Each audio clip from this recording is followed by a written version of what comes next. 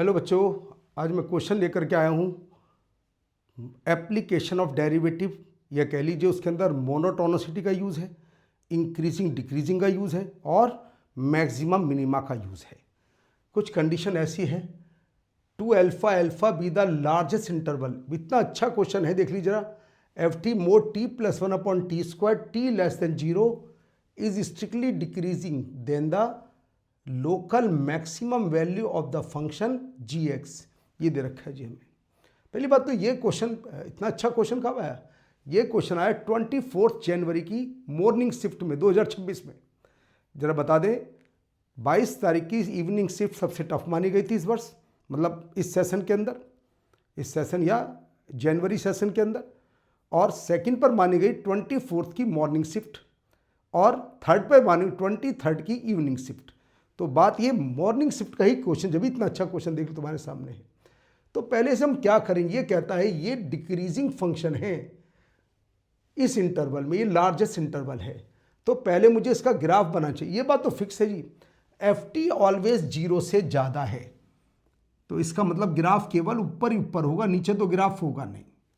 और उसने कहा टी की वैल्यू जीरो से लेस होनी चाहिए। तो जरा ग्राफ को देख लेते हैं जी।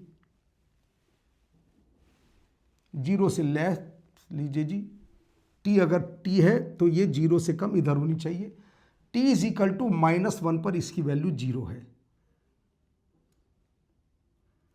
-1 पर इसकी वैल्यू जीरो। और जीरो पर बताओ ये इसकी एसिम्पटोट बनेगी ना, जीरो पर इसकी वैल्यू कितनी होगी? इन्फिनिटी। तो फिलहाल -1 से जीरो तक ग्राफ इस तरीके से होगा, देख लो ध्यान से। -1 से जीरो तक ग्राफ मिलेगा नहीं, क्योंकि ये इसकी एसिम्पटोट है, उसने हमसे जीरो से कम का ग्राफ बनवाया है। लीजिए जी, ये एसिम्पटोट आ गई इसकी। अब बैक में ग्राफ कहाँ जाएगा? बनेगा तो ऊपर ग्राफ फिक्स है बिल्कुल। अब देखना होगा हमें कि कंडीशन क्या क्या बनेगी, ग्राफ की फॉर्म क्या क्या है। तो इसका मुझे डिफरेंशियल से पता लगाना होगा, इसका डिफरेंशियल करके पता लगाना होगा। क्या जी? क्रिटिकल पॉइंट है इसका -1। तो मैं कंडीशन सोल्व कर लेता हूं।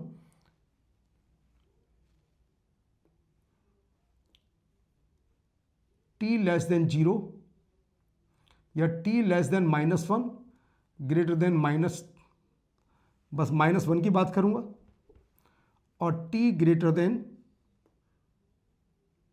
इक्वल टू -1, हाँ जी हो सकता है, और लेस देन जीरो इसकी बात करने जा रहा हूं। जब टी लेस देन -1 है तो ये होगा -t + 1 अपॉन टी स्क्वायर, और जब -1 से ज़्यादा तो हो जाएगा t + 1 अपॉन टी स्क्वायर। ये मेरे पास फंक्शन की कंडीशन आ जाती है। अब इसे पता लगा लें कि मैक्सिमम मिनिमा किस पर होगा। तो जब मैं इसका डिफरेंशियल करता हूं, इसका या इसका किसी का भी डिफरेंशियल करता हूं, तो डिफरेंशियल की फॉर्म कैसे आती है देख लीजिए जी। यह आ जाता है जी -1 अपॉन टी का डिफरेंशियल 1 अपॉन टी स्क्वायर, और ये हो जाएगा जी -1 अपॉन टी स्क्वायर, यानी कि 2 अपॉन टी क्यूब, जब टी की वैल्यू -1 से कम है। और इसमें होगा जी 1 upon T -1 upon T square, और 1 अपॉन टी स्क्वायर का होगा -2 अपॉन टी क्यूब। कुल मिलाकर के टी की वैल्यू -1 आती, -2 आती है जी, टी की वैल्यू -2। तो -2 पर ये फंक्शन मैक्सिमम मिनिमा होगा -2 पर। तो फिलहाल -2 पर इसकी वैल्यू कितनी आती है देख लेते हैं जी। -2 पर इसकी वैल्यू, -2 पर फंक्शन की वैल्यू आती है जी 1/4। लीजिए 1/4 ये वैल्यू आती है इसकी फंक्शन की,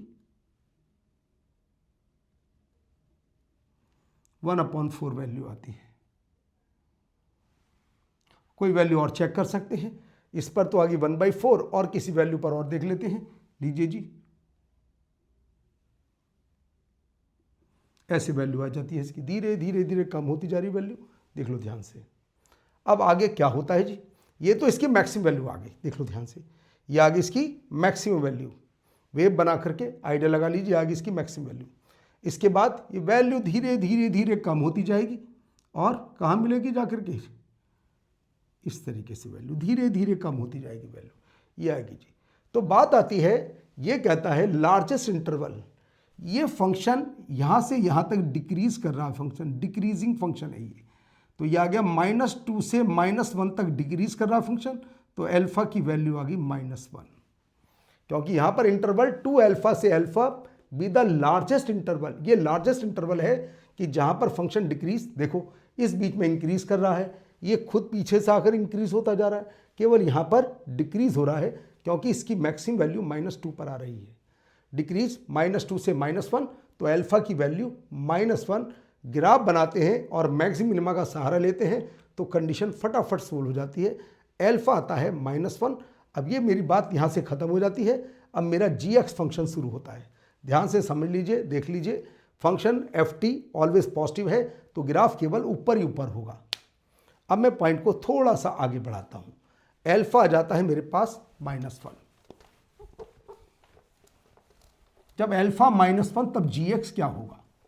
तो अल्फा को -1 डाल देते हैं और g(x) का पता लगाते हैं। उसने गिवन है x 2 से ग्रेटर हो तो होगा ही, क्योंकि लॉग के साथ वाली क्वांटिटी ऑलवेज पॉजिटिव होती है। तो मेरे पास जब अल्फा को -1 रखता हूं तो g(x) आ जाता है 2 log base c x -2 -x² plus 4x plus 1, ये आ जाता मेरे पास, और गिवन है x की वैल्यू 2 से ग्रेटर है। ये मेरे पास अल्फा की वैल्यू पुट करने के बाद ये रिलेशन आ जाता है। कहता है local maximum value of the function.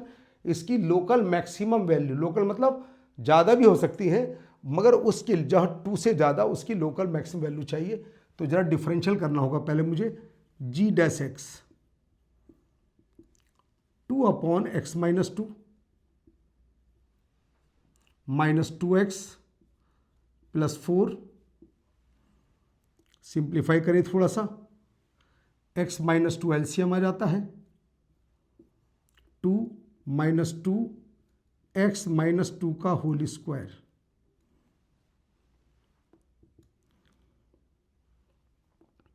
To common, 1 + x -2 1 - x + 2 upon x -2 -2 x -1 और जी x -3 अपॉन x -2। ये मेरे पास g(x) आ जाता है, g(x). अब यहां से हम वेवी कर्व मेथड का यूज करेंगे, बस पता लगाएंगे ये लोकल मैक्सिमा कब होगा, कब? जब वो 2 से ज़्यादा, उसके लिए मुझे पता लगाना है। क्रिटिकल पॉइंट यहाँ पर 1 2 3। ध्यान से देख लिए, मैंने कुछ नहीं किया, अल्फा की वैल्यू पुट करने के बाद बस मैंने डिफरेंशियल किया, उसके फैक्टर किए हैं। अब वेवी कर्व मेथड से इसका वेव बनाने जा रहा हूँ। लीजिए वेव बना देते हैं। क्रिटिकल पॉइंट है जी 1 2 3, 1 2 3, ये इसके क्रिटिकल पॉइंट है। और बात क्या है जी, एक्सप्रेशन के बाहर नेगेटिव साइन है तो वेव नीचे से स्टार्ट होगी।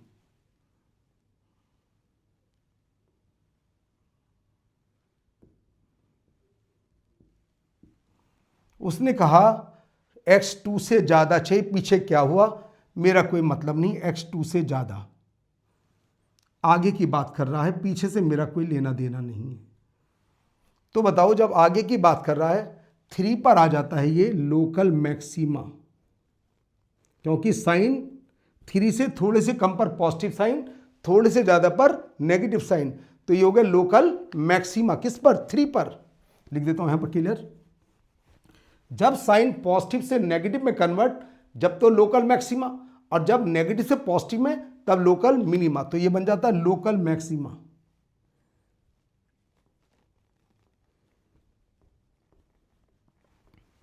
अब बेहतर लोकल मैक्सिमम वैल्यू बताइए, तो बस कुछ नहीं, g3 निकाल दीजिए। जब x को 3 रखते हैं 0, यहां रखिए 3, -9 + 12 + 1, 13 - 9, आंसर आ जाता है जी 4। ये था जी इंटीजर टाइप का, न्यूमेरिकल टाइप का क्वेश्चन था। उसने कहा लोकल मैक्सिमम वैल्यू बताइए, ऐसी चीज़ पर बताओ जहां x 2 से ज़्यादा, क्योंकि लॉग के साथ के लिए x को 2 से ज़्यादा होना ही पड़ेगा। तो जब 2 से ज़्यादा 3 आता है क्रिटिकल पॉइंट, तो 3 पर इसका साइन प्लस से माइनस में कन्वर्ट होता है। जब साइन प्लस से माइनस में कन्वर्ट होता है तो नाम होता है लोकल मैक्सिमम। अब कहता है लोकल मैक्सिमम वैल्यू क्या है, तो बस x को 3 डाल दीजिए, तो G3 होगी इसकी लोकल मैक्सिमम वैल्यू। 3 डाल दीजिए, मैंने 3 डाली यहाँ पर, तो देखिए 3 0 और 3 -9 + 12 + 1, तो आ गया जी 13 - 9 4, ये इसका करेक्ट आंसर है। तो अच्छे लेवल का क्वेश्चन था। ग्राफ की नॉलेज भी होनी चाहिए। मतलब अगर कोई क्वेश्चन आता है, मिक्स क्वेश्चन आते हैं आजकल, मिक्स का मतलब कोई चैप्टर छोड़ करके जाओगे तो उसके साथ दूसरे चैप्टर का क्वेश्चन भी गायब हो सकता है। जैसे एलिप्स हाइपरबोला मिक्स होकर के आता है, एलिप्स नहीं आता तो हाइपरबोला क्या, तो सब कुछ आना चाहिए तभी पेपर सोल्व होगा। उम्मीद है बहुत अच्छा क्वेश्चन समझ में आ गया होगा। ढंग से ट्राई कीजिए, एक बार देख करके पहले समझ लिया, अब उसके बाद खुद एक बार लिख करके क्वेश्चन को अलग से सोल्व करिएगा कि कहीं अटकते हैं या सोल्व हो जाता है। उम्मीद है क्वेश्चन समझ में आ गया होगा। क्वेश्चन देखने के लिए बहुत बहुत धन्यवाद।